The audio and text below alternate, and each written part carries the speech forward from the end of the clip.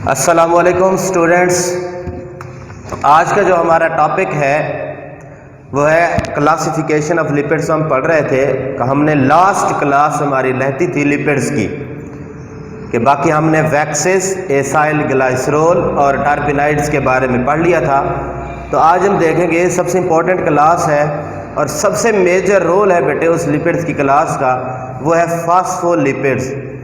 तो फास्फोलिपिड्स क्या होते हैं, उनकी कंपोजिशन क्या होती है और उनका क्या रोल है, बहुत इंपॉर्टेंट रोल है इसका, वो भी हम डिस्कस करेंगे। सबसे पहले हम देखते हैं बेटे डेफिनेशन फास्फोलिपिड्स की। Phospholipids are the derivatives of phosphatidic acid. Derivative का मतलब यह है कि किसी चीज़ से निकाली गई, कोई चीज़ बनाई गई हो। तो फास्फेटिडिक एसिड जो है बेटे उससे डिराइव्ड किया गया है किसको, फास्फोलिपिड्स को। तो इसलिए हम कहते हैं कि डेरिवेटिव्स ऑफ फास्फोलिपिड्स। फिर बेटे अगर हम इसकी कंपोजिशन को देखें तो फास्फेटिडिक एसिड जो है हमने कहा कि डेरिवेटिव है फास्फेटिडिक एसिड का। अब phosphatidic acid are composed of glycerol, 2 fatty acids molecules on the carbon number 1 and carbon number 2 के ऊपर। एंड तीसरा जो कंपोनेंट होता है बेटे वो होता है phosphoric acid on the carbon number 3 of the glycerol. तो फास्फेटिडिक एसिड है बेटे ग्लाइसरोल के ऊपर मुश्तमिल होता है। अब जो इसके कार्बन नंबर 1 और कार्बन नंबर 2 के ऊपर, जिस तरह डायग्राम में दिखाया गया है, कार्बन नंबर 1 और कार्बन नंबर 2 के ऊपर 2 फैटी एसिड्स के मॉलिक्यूल अटैच है और कार्बन नंबर 3 जो है ग्लाइसरोल का, उसके ऊपर बेटे फास्फोरिक एसिड H3PO4 मौजूद है। इन फास्फोलिपिड नाइट्रोजनस बेस, ऐसी बेसिस जो नाइट्रोजन्स के ऊपर मुश्तमिल हो, nitrogen containing bases, for example choline is attached to the phosphoric acid of the phosphatidic acid. अब दोबारा एक दफा इसकी कंपोजिशन को सुन लें। फास्फेटिडिक एसिड बेटे ग्लाइसरोल के मॉलिक्यूल से बना होता है। 2 फैटी एसिड्स मॉलिक्यूल जो है इसके कार्बन नंबर 1 और कार्बन नंबर 2 के ऊपर अटैच होते हैं और कार्बन नंबर 3 के ऊपर फास्फोरिक एसिड अटैच होता है। अब ये जो फास्फोरिक एसिड है इसके साथ नाइट्रोजनस बेसिस, मिसाल के तौर पर कोलिन जो है बेटे वो क्या होती है, अटैच होती है। So phosphatidic acid is composed of glycerol, 2 fatty acids molecule on the carbon number 1 and carbon number 2 and phosphoric acid on the carbon number 3 of the glycerol. Nitrogenous bases like choline is also attached to the phosphoric acid of the phosphatidic acid. Important nitrogenous bases, मिसाल के तौर पर choline हमने पढ़ा और ethanolamine and serine are important component of the phospholipids. जो nitrogenous basis हैं choline, ethanolamine and serine जो है ये फास्फोलिपिड्स के बहुत इंपॉर्टेंट कंपोनेंट्स हैं। उसके बाद है बेटे कि ये पाए कहा जाते हैं, these are wide spread in bacteria, animals, plant cells and frequently associated with the membrane.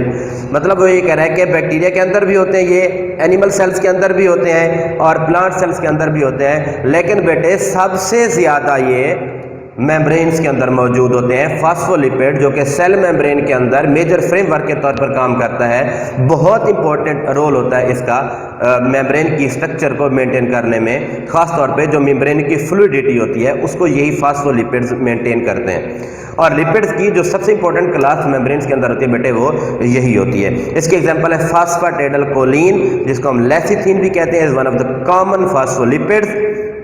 ये जो लाइसिथीन है इसकी स्ट्रक्चर दी हुई है बेटे, किस तरह बनता है पहले डायग्राम के अंदर दिखाया हुआ है कि फास्फेटिडिक एसिड, उसके कार्बन नंबर 1 और कार्बन नंबर 2 के ऊपर थोड़ा सा तवज्जो करें और कार्बन नंबर 3 के ऊपर हमने जिस तरह पढ़ा कि कार्बन नंबर 1 और कार्बन नंबर 2 के ऊपर 2 फैटी एसिड्स के मॉलिक्यूल हैं और कार्बन नंबर 3 के ऊपर जो है वो फास्फोरिक एसिड है। इस तरह जब फास्फेटिडाइलकोलिन जो कि इंपॉर्टेंट कॉमन फास्फोलिपिड है, इसके अगर देखें बेटे स्ट्रक्चर को, तो यहाँ पे कार्बन नंबर 3 के ऊपर जो फास्फोरिक एसिड है उसके साथ नाइट्रोजनस बेसिस कोलिन जो है वो अटैच है, CH2CH2N प्लस CH3 थ्राइस जो है बेटे ये उसकी एग्जांपल दी हुई है कि ये phosphoric acid in the phosphatidic acid. तो ये लेसिथीन है। अगर वो शॉर्ट क्वेश्चन पूछ लेते हैं कि स्केच फास्फेटिडाइलकोलिन या फिर बेटे वो इसको पूछ लेते हैं कि लेसिथिन मॉलिक्यूल्स को ड्रा करें, तो इन दोनों का क्वेश्चन एक ही है। तो अगर हम देखें इसकी डायग्राम में फास्फोलिपिड्स मॉलिक्यूल की, तो एक इसका बेटे हेड रीजन होता है और दूसरा होता है टेल। अब जो हेड रीजन होता है बेटे वो हाइड्रोफिलिक होता है, पोलर होता है। Region contain phosphate containing region. अब जो हेड रीजन है वो पोलर होता है, हाइड्रोफिलिक होता है, वाटर के अंदर सॉल्युबल होता है, और ये किस चीज़ के ऊपर मुश्तमिल होता है, फास्फेट ग्रुप के ऊपर। और जो टेल है वो नॉन पोलर होती है और हाइड्रोफोबिक होती है, और इसके ऊपर जो मौजूद होते हैं बेटे वो होते हैं फैटी एसिड्स। ये थे बेटे फास्फोलिपिड्स। इसकी जो इंपॉर्टेंट है बेटे सबसे ज़्यादा ये मेम्ब्रेन्स के अंदर पाए जाते हैं। हमने शुरू में पढ़ा कि जो फास्फोलिपिड्स हैं these are the derivatives of the phosphatidic acid. ये फास्फेटिडिक एसिड से डिराइव्ड किए गए हैं। हम इनको किस तरह से फास्फेटिडिक एसिड से हमने उसकी फिर कंपोजिशन पढ़ी कि ये जो फास्फेटिडिक एसिड मॉलिक्यूल है ग्लाइसरोल, दो फैटी एसिड्स के मॉलिक्यूल्स के ऊपर जो कि कार्बन नंबर 1 और कार्बन नंबर 2 के ऊपर मौजूद होते हैं। कार्बन नंबर 3 के ऊपर जो है डियर स्टूडेंट्स वो फास्फोरिक एसिड मौजूद होता है। फिर जब फास्फेटिडिल कोलिन या लेसिथिन का मॉलिक्यूल बनता है तो कार्बन नंबर 3 के ऊपर जो फास्फोरिक एसिड है उसके साथ नाइट्रोजनस बेस अटैच हो जाती है, तो एक लेसिथिन मॉलिक्यूल बन जाता है। फास्फोलिपिड्स के दो रीजन होते हैं, एक होता है हेड और दूसरा होता है टेल। जो टेल होती है जो वो नॉन पोलर होती है और हाइड्रोफोबिक होती है। It contain fatty acids molecule. और जो हेड रीजन होता है वो पोलर होता है और हाइड्रोफिलिक होता है, that contain phosphate group containing region भी कहते हैं हम इसको। ये था बेटे लिपिड्स की आखिरी क्लास हमारी रहती थी फास्फोलिपिड। नेक्स्ट जो हमारा टॉपिक है वो है प्रोटीन्स, जो कि बहुत इंपॉर्टेंट टॉपिक है बेटे। अगेन ये जो दूसरा चैप्टर है बेटे, हम बायो मॉलिक्यूल्स को पढ़ रहे हैं, वो लिपिड्स हैं, वो कार्बोहाइड्रेट्स हैं, वो प्रोटीन्स हैं। आगे हम न्यूक्लिक एसिड भी पढ़ेंगे। बहुत इंपॉर्टेंट लॉन्ग क्वेश्चंस के हवाले से ये टॉपिक्स इंपॉर्टेंट हैं। और दूसरा MD-CAT के अंदर भी बेटे ये जो टॉपिक है ये भी बहुत इंपॉर्टेंट है। तो नेक्स्ट जो हमारा टॉपिक है वो है प्रोटीन्स। हम देखते हैं कि प्रोटीन्स क्या होती है, इसका रोल क्या होता है। मैं अगर आपको ब्रीफली बताऊँ बेटे, मोस्ट अबंडेंट ऑर्गेनिक कंपाउंड है हमारी बॉडी के अंदर, जो नाइट्रोजन कंटेनिंग कंपाउंड्स भी कहते हैं हम इसको। अब देखें जो हमारा सॉफ्ट पार्ट है बॉडी का जिसको हम गोश्त कहते हैं, ये टोटली क्या है बेटे, प्रोटीन है। तो इसलिए proteins are the most abundant organic compounds to be found in the cell in comprises over 50% of their total dry weight. किसी भी बॉडी का जो 50% होता है बेटे वो उसकी प्रोटीन होती है, और मोस्ट इंपॉर्टेंट या मोस्ट अबंडेंट ऑर्गेनिक कंपाउंड्स है। अब प्रोटीन बनती कैसे है, वैसे हम इसकी आगे नेक्स्ट लेक्चर में अमाइनो एसिड्स के बारे में पढ़ेंगे, उसका जनरल फार्मूला। जो प्रोटीन्स है बेसिकली अगर हम इसको देखें, these are the polymers of amino acids. मतलब यह है कि अमाइनो एसिड्स मिलकर प्रोटीन्स बनाते हैं। एक अमाइनो एसिड मिला, फिर उसके साथ दूसरा, फिर तीसरा, फिर चौथा, तो एक पॉलीपेप्टाइड चेन बन जाती है। वो जो पॉलीपेप्टाइड चेन होती है बेटे उसको एक्चुअली हम कहते हैं प्रोटीन्स। तो प्रोटीन्स बेसिकली अमाइनो एसिड से बनी होती हैं। जब हम अमाइनो एसिड्स की डिटेल पढ़ेंगे तो वहाँ पे हम देखेंगे कि एसेंशियल और नॉन एसेंशियल अमाइनो एसिड्स कौन से होते हैं, और अमाइनो एसिड किस तरह प्रोटीन्स को बनाने में इस्तेमाल होते हैं। अब और दूसरा बेटे, protein is present in almost every type of the cells. हर किस्म के सेल्स के अंदर जो प्रोटीन्स है बेटे वो क्या होती है, मौजूद होती है। अगर हम देखें प्रोटीन का लफ्जी मतलब, तो ये एक लफ्ज प्रोटियोस से निकला है। प्रोटियोस का मतलब होता है प्राइम इंपॉर्टेंस, बहुत ज़्यादा, जिसकी बहुत ज़्यादा अहमियत हो, जो अहमियत के लिहाज से सरफहरिस्त हो। तो इसलिए प्रोटीन का मतलब यह है कि प्राइम इंपॉर्टेंस। उसके बाद बेटे जो प्रोटीन थी ये डेफिनेशंस थी। इसके बाद बहुत सी टाइप्स की प्रोटीन्स होती हैं और स्पेसिफिक फंक्शन परफॉर्म करती हैं। तो जो आज हम पहले देखेंगे कि इंपॉर्टेंट फंक्शन, इंट्रोडक्शन के अंदर हम देख रहे हैं कि important functions of the proteins के इंट्रोडक्शन में भी हो जाएगा कि फंक्शंस कौन कौन से हैं। बेटे सबसे पहले जो प्रोटीन्स है इसका होता है स्ट्रक्चर रोल। हम पहले डिस्कस कर रहे हैं structure role of the protein. They build many structures of the cells. मतलब ये है कि प्रोटीन सेल्स के अंदर बहुत सी स्ट्रक्चर्स को बनाने के लिए इस्तेमाल होती है। अगर हम थोड़ी सी स्ट्रक्चरल प्रोटीन्स की एग्जांपल देख लें बेटे, उसके अंदर है कोलेजन प्रोटीन्स, जो कि सबसे matrix of bone and cartilage, आपकी बुक में नहीं है लेकिन मैं डिटेल आपको एग्जांपल शेयर कर रहा हूँ आपके साथ। कि जिस तरह कोलेजन प्रोटीन है बेटे बोन्स और कार्टिलेज का जो मैट्रिक्स होता है उसको बनाने में, बोन्स और कार्टिलेज स्ट्रक्चर है सेल के अंदर, बॉडी के अंदर, तो ये कोलेजन प्रोटीन जो है वो इस्तेमाल होती है। उसके बाद है इलास्टिन प्रोटीन। इलास्टिन प्रोटीन जो है it provide support for the connective tissues such as tendon and ligament. तो जो कनेक्टिव टिश्यूज होते हैं, लिगामेंट और टेंडन, ये इलास्टिन प्रोटीन जो है बेटे उनको क्या करती है, सपोर्ट प्रोवाइड करती है। इसी तरह बेटे हेयर, नेल्स, फीदर और बीक के अंदर प्रोटीन होती है केराटिन प्रोटीन, तो वो क्या करती है, protective from covering, protective covering के तौर पर काम करती है। तो इसका मतलब यह है कि प्रोटीन सपोर्ट भी देती है, प्रोटीन प्रोटेक्टिव कवरिंग भी देती है। उसके बाद हिस्टोन प्रोटीन है, it arrange the DNA into the chromosomes. तो ये चंद एक स्ट्रक्चरल प्रोटीन्स हैं जिसके अंदर कोलेजन प्रोटीन्स है, इलास्टिन प्रोटीन्स है, और उसके बाद हिस्टोन प्रोटीन है और केराटिन प्रोटीन्स। ये था स्ट्रक्चरल रोल, मतलब किसी भी सेल के अंदर कोई मुख्तलिफ किस्म की स्ट्रक्चर्स बनाने में इस्तेमाल होती हैं।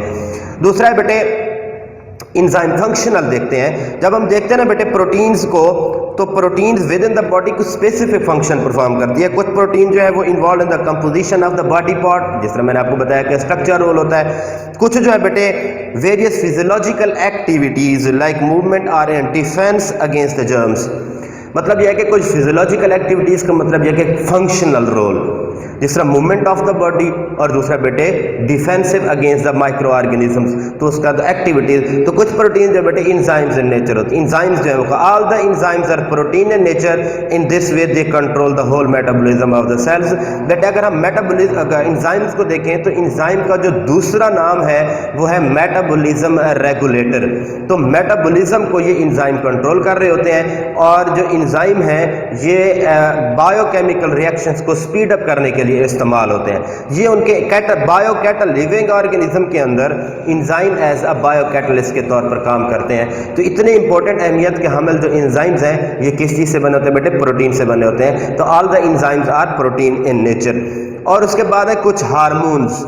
Hormones also regulate the metabolic process. For example glucagon and insulin hormone जो है regulate the glucose concentration in the blood. तो जो हार्मोन्स हैं जो कि मेटाबॉलिक प्रोसेस को कंट्रोल कर रहे हैं, तो बेटे वो भी किस चीज़ से बने होते हैं, वो भी प्रोटीन इन नेचर होते हैं या प्रोटीन के बने होते हैं। मिसाल के तौर पर ग्लूकागॉन और इंसुलिन जो है ये हमारे ब्लड के अंदर ग्लूकोज की कंसंट्रेशन को मेंटेन करते हैं।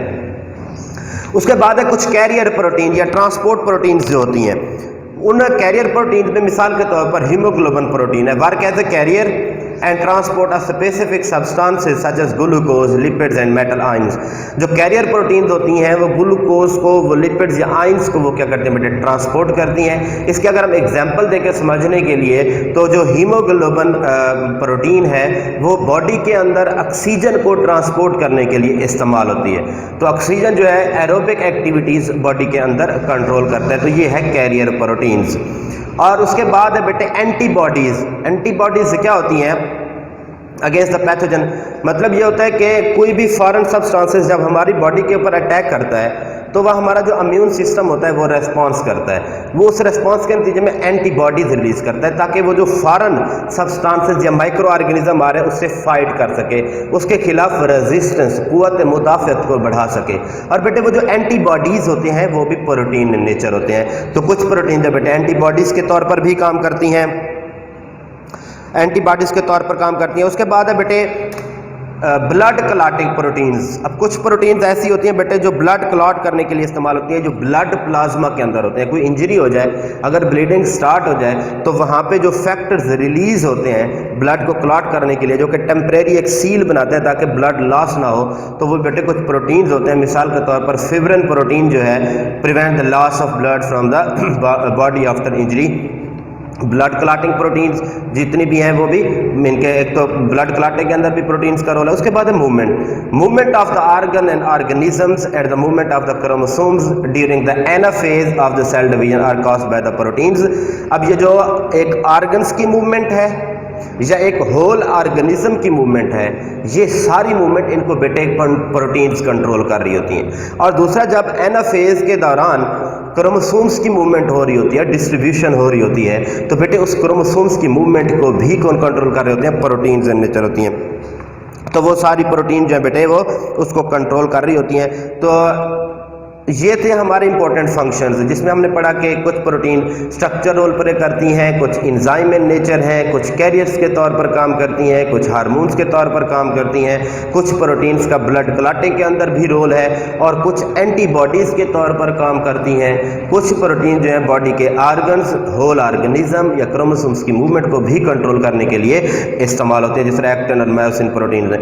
उसके बाद बेटे ये जो हमने समरी ऑफ फंक्शंस प्रोटीन, ये जो पूरी समरी है उसको सम अप करने की कोशिश की है कि प्रोटीन जो है उसके फंक्शंस कौन कौन से हैं। यहाँ पे मैंने प्रोटीन्स की टाइप्स भी मेंशन कर दी हैं और टाइप्स के साथ साथ उसके फंक्शन भी हैं। बहुत इंपॉर्टेंट स्लाइड है पूरी इंट्रोडक्शन ऑफ प्रोटीन्स को समझने के लिए। अगर हम देखें ना बेटे, जहाँ पे बाजू बना हुआ है इस तरह के आर्गन शो हो रहे हैं, तो वहाँ पे लिखा कॉन्ट्रैक्टाइल। कॉन्ट्रैक्टाइल जो है, जिस तरह मैंने कहा कि मूवमेंट के अंदर कुछ प्रोटीन्स इस्तेमाल होती हैं, movement of organ and organism, तो ये कॉन्ट्रैक्टाइल प्रोटीन जो है एक्टिन एंड मायोसिन, ये मूवमेंट के अंदर हेल्प करती हैं। इस तरह बेटे जो हार्मोनल प्रोटीन्स हैं ये दी हुई हैं। इंसुलिन जो है, जिस तरह हमने इसके अंदर देखा, मैंने कहा था इंसुलिन और ग्लूकागॉन जो है ये ग्लूकोज की कंसंट्रेशन को मेंटेन करती हैं। फिर प्रोटेक्शन में एंटीबॉडीज या इम्यूनोग्लोबुलिन प्रोटीन जो है वो एंटीबॉडीज होती हैं, वो क्या करती हैं, फॉरेन पैथोजेन जो होते हैं, माइक्रो ऑर्गेनिजम्स होते हैं, उनसे प्रोटेक्शन देते हैं। उसके बाद ट्रांसपोर्ट प्रोटीन्स है बेटे, जो कि हीमोग्लोबिन है, जो ऑक्सीजन को ट्रांसपोर्ट करती है, रेड ब्लड सेल्स के अंदर मौजूद होती है। उसके बाद एक इंजाइम्स है बेटे, जितने भी इंजाइम्स है मैंने कहा प्रोटीन इन नेचर होते हैं। रोबिस्को एक इंजाइम्स है जिसका हम आगे चलकर डिटेल में इनकमिंग चैप्टर्स में पढ़ेंगे कि इसका रोल क्या होता है। उसके बाद है स्टोरेज प्रोटीन, फेरेटिन प्रोटीन जो है ये स्टोरेज के तौर पर काम करती हैं। उसके बाद जो स्ट्रक्चरल प्रोटीन है, स्पाइडर सिल्क प्रोटीन, जो कि किसी भी सेल्स की स्ट्रक्चर या कंपोनेंट बनाने में इस्तेमाल होते हैं। उसके बाद रिसेप्टर्स प्रोटीन जो मेम्ब्रेन्स के अंदर होती हैं, जो डिटेक्शंस का या आइडेंटिफिकेशंस का काम करती हैं। ये था बेटे हमारा आज का lecture, introduction to the proteins. आज के हमने लेक्चर्स के अंदर दो छोटे से टॉपिक डिस्कस की। एक फॉस्फोलिपिड्स, हमने उसकी डेफिनेशन, उसकी अक्रेंस और उसकी इंपॉर्टेंस पढ़ी, और उसके बाद हमने उसमें शॉर्ट क्वेश्चंस देखे। उसके बाद जो था important introduction to the proteins, उसके इंट्रोडक्शन में देखा, फिर हमने उसके फंक्शंस को डिस्कस किया। तो फंक्शंस बहुत इंपॉर्टेंट है बेटे जो प्रोटीन्स के हैं, और जो फॉस्फोलिपिड्स है उसकी जो डायग्राम की जो स्लाइड्स मैंने आपको दिखाई है वो भी बहुत इंपॉर्टेंट है। उसका स्केच आता है और उसके जो फंक्शन है फॉस्फोलिपिड्स की इंपॉर्टेंस वो भी पूछते हैं। ये था बेटे हमारा आज